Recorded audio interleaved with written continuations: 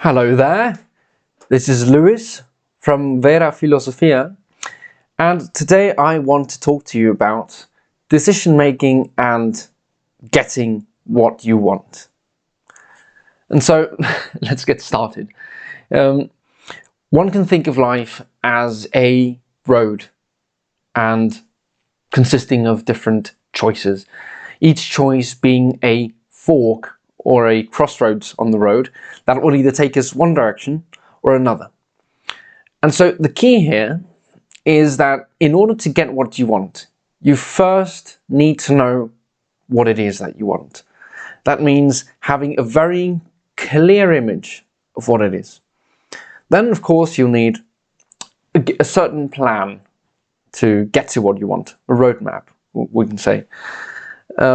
And then one also needs to have the strength and conviction to stick to that plan and to abstain from all those things that one doesn't want, as well as have the willingness and strength to do the things that are necessary in order to get what you want. So let's talk a little bit about each of those points for a second. Generally speaking, we all want the same, which is what is best for us. What is best for us we could describe as that which will give us the best experience and most happiness in the long run. And that's going to look different, of course, for very different people. But if you look at it, everything that everyone wants, they do so under the belief that it's actually the best for them. And if you were to present them with something that were better, they would then change their minds change their minds accordingly and want that which is best for them. This is, of course, a simplistic way of looking at things, but that's the reality. We all want theoretically what's best for them. We all want theoretically what's best for us. And yet we find this problem very often, that we all crave, desire, and pursue things which don't seem to be the best for us, or that don't bring us the most happiness or the best of things, and in some cases they're actually even bad for us, outright destructive, as any alcoholic or crack addict will be able to tell you. And so why does this happen? To understand why it is that we want what we want, we must understand our knowledge of the world. And this is where it gets philosophical. Most people believe that the way that they understand the world and that things are just the way they are, but we must look back at how it is that we acquired these ideas and notions of the world. And the truth is that we were indoctrinated into them. We were taught what the best things were, what things were valuable, and what things we should desire by our parents, by our family, by our society. Because if you go to very different cultures, you'll see that people want very different things and they behave very differently and stuff. And this is simply because they've been taught something different. And so the point I want to get to is that your ideas of the world, in a very fundamental sense, shape what it is that you want. And so in many cases you end up desiring things and craving things that are not what's best for you. They're not, or paradoxically, you want things that are not what you actually want. And this is because of the outside influence that you have. It's the influence your parents, your culture, and in this day and age, many companies and advertisements have on us.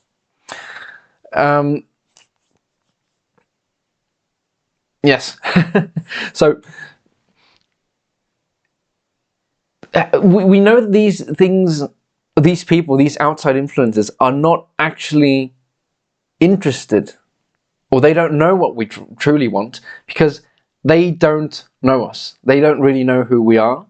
And more often than not, the outside influences have agendas of their own and interests of their own. Your parents may have wanted what's best for you, absolutely, and they may have wanted to help you through their experience, but they don't know you completely. And so while parents, yes, they do know a lot about what's best for children, especially when it comes to survival, when it comes to what's personal about us, they don't know.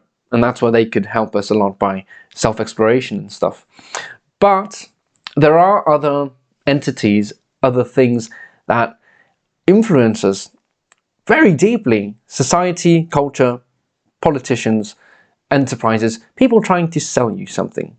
You see, based on the principle that everyone wants what's best for them, the way to get someone else to do what it is that you want is to convince them that doing what you want, it's actually what's best for them. It's outright manipulation, and this idea that to get someone to do what you want, just convince them that it's the best for them, is what could be the motto of marketing. But in any case, we come back to how can you know what you want? And the answer, of course, is self-knowledge and accurate knowledge of the world. There's no two ways about it. And so first we need accurate knowledge of things, because if our desires are not desires of the things themselves, but of the knowledge, the ideas that we have of things, we want to have as accurate knowledge as possible in order to see what's worth pursuing and what isn't, and being able to compare different options between things that are similar and stuff, you know. This ties in deeply again with addiction, because addiction, insofar as my experience is concerned, is mostly something mental. How can one desire something that is destroying them, destroying their lives, or already has? And it's because they believe they're deriving a genuine desire, a genuine pleasure, a genuine crutch, or something they can't live without. So that even though they know it's destroying them, they still believe it's the best thing for them. That they're even their survival itself may depend on them keep doing this thing. And I'll be sure to make a video on addiction. But so first, we want accurate knowledge of the world. Second of all, we want self-knowledge. The problem with self-knowledge, about which I will also make quite a few videos in the future, is that self-knowledge can only be acquired a posteriori. This means one can only get to know oneself in the same way one gets to know other people, which is through experience. When we're younger, and I'd say even up until we're 18, if not 25, we're just experimenting, we're just getting to know different things, and we don't actually know what we want. Simply because we haven't had enough experience to know ourselves. And so at those stages in life, you are very guided by how things sound, how things look in your head, and that's why we're very easily deceived. But aside from all that, what you want, what you truly want, what's best for you, is that which suits you the best. And you need to know yourself. You need to have gathered enough different experiences, have experimented enough, and once you've hung out with different kinds of people, have done different kinds of jobs, studied different kinds of things, you can say, well, what actually brought me the most happiness? What brought me the most excitement? What did I interact with? And these are things that are not logical. They're different to every individual. And so if you're following trends and things that everyone else or massive quantities of other people are also following and desiring, you can be sure as hell that you're not desiring what it is that you want, because these things are very specific and they require not only experience but reflection upon experience. Moving on, once you have enough self-knowledge, once you've reflected enough on your experience and you've come up with very clear pictures of what it is that you want, you'll be able, in practice, to sit down or pause in moments when you have to make decisions, when you meet new people, when you're given different opportunities, and reflect on whether this thing is the best for you, if it aligns with your values. You can compare it to your previous experience and say, well, is this thing the best for me or isn't it? This sometimes gets somewhat complicated by our emotions, different psychological manipulations. And so that's the reason why, in addition to pausing and reflecting upon what it is that we truly want, once we have this image, we also need to reflect on the reasons why we want different things. And what I mean is that everything has a reason for being the way it is. And so if you want something, you want it for a reason. There's an underlying thing pulling you towards it, be it an idea, as we've discussed, be it some emotion, or some psychological maneuver, so to speak. And so you need to unearth those things, those reasons. And I don't mean you need to justify yourself. It's very easy to want something and find good reasons to want it. No, you need to find the reason why you're being motivated to get, do, buy, or abstain from this thing.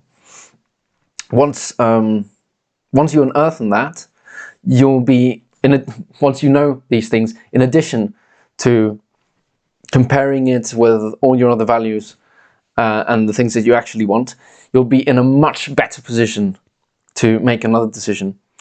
And I first discovered this when I was having trouble knowing if I wanted something, and I really, really wanted it. And I felt very compelled to take action on this. But then I sat down and said, but why do I want this? Do I really want this? Is this thing the best for me? What have been the results in similar situations in the past? And the things, I just thought about it, and at the end of the day, I was very clear, like, this is not something that I want. I feel compelled to get it. I feel compelled to act on it. But I don't want to end up with this thing is going to eventually lead me. And so we come to the second big point on this discussion, which is that, yes, knowing what you want and having a certain plan is important, but you also need to abstain from all the things that you don't want. And this is important because you may know what you want, yet you'll be constantly seduced and tempted by things around you all the time. Different opportunities, immediate gratification, just outright laziness, I don't know, settling for something that's okay, kind of okay, and you just settle for something that isn't exactly what you want. The point being that we are tempted all the time to settle for other things, to do other things, because they're attractive, because they're easy, because they're comfortable, because they capitalize on our fear. And once you know what you want, you need to have the resolution to abstain, to miss out, to miss out on pleasure, to go in order to get what you want. Because anything in the world is either taking you one direction or another, towards what you want or away from it. And you need to make a decision between going the hard way, doing the things that you know are right and that will take you to where you want, or taking the easy way. But you can't have your cake and eat it too. And so this brings me to the last point, which is that it's all very well and good to know what you want and even abstain from the things that you don't want. Once you see this, it becomes easier. But you also need to have the discipline and the courage to actually do the things that are required in order to get the things that you want. It's not enough to say, well, I know what it is and the universe will just bring it to me. Or, well, I know what it is and I'll abstain, I'll be an ascetic and I won't do the things that I know are bad for me or that I don't want. What a sacrifice, to give up on things you actually don't want. No, you actually need to go out and put in the work. And when it comes to the things that we actually really want, the things that will make us the happiest, the things that are the best for us, they usually require labor, emotional labor, work. And that's something you need to be willing to do. But beyond all that, it's difficult and it's scary. When you try to go for the things that you actually want, you'd think that you'd be very excited, you'd go do it enthusiastically. But the truth is that more often than not, you'll encounter lots of resistance. You'll be afraid, and this will manifest itself in very indirect ways. I think it's Stephen Pressfield who has this book called The War of Art, and there he talks a little bit about what it means to turn pro and the different pitfalls into which we fall. But sometimes our fear manifests as procrastination, distractions, laziness, sometimes even psychosomatic things. But the point being that when you're going in the direction that you want to be, you'll encounter resistance. Resistance is the name of the game. But, and this is a lesson I learned through video games, one could say, when you're encountering enemies on the path, you know you're going in the right direction. And so this is just a very quick video I wanted to do on getting what you want, what that path looks like. And the benefit I think one can derive from this video is that I'm simply making getting what you want into a process and making conceptual distinctions. And I think while this is something that may sound rather obvious, it is rather obvious. Most people don't have this clearly in their heads, and they're not able to use it when they need to. When the rubber meets the road, that's when you need all of this knowledge, not just talking and saying, oh, that's obvious. And so I think it would be good if, as I recommended in the first video, you pause now, you try to reflect a little bit on everything I said, and maybe you rewatch the video again afterwards, and you try to get this information into your head. So anyway, thank you so very much for watching.